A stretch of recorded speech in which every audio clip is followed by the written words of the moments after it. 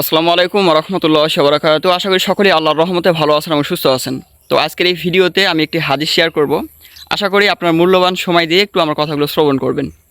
তো আমরা কম বেশি সকলেই সোশ্যাল মিডিয়া ব্যবহার করি।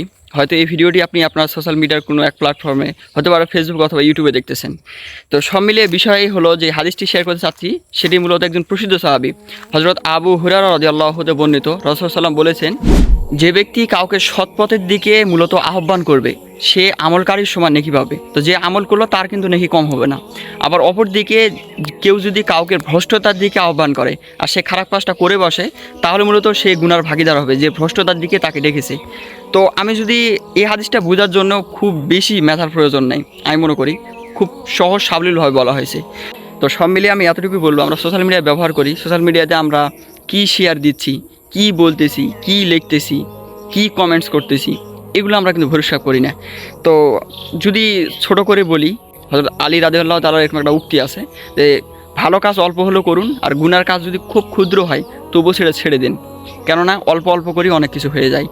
তো সব মিলিয়ে এই ছোট্ট ভিডিওতে আমার এতটুকুই আজকের মেসেজ। যদি কিছু একটু হয়, আমি মূলত ভিডিওটা তৈরি করলাম একটু আত্ম উপলব্ধি, পাশাপাশি আপনাদেরও মেসেজ দেওয়ার জন্য। যদি একটু বুঝে আসে, তো যদি এরকম হয়ে থাকে যে আপনার দ্বারা মানে বেখেয়ালি অনেক কিছু শেয়ার হয়ে যাচ্ছে, তাহলে নিজেকে একটু কন্ট্রোল করুন, হাদিসটার একটু বোঝার চেষ্টা করুন।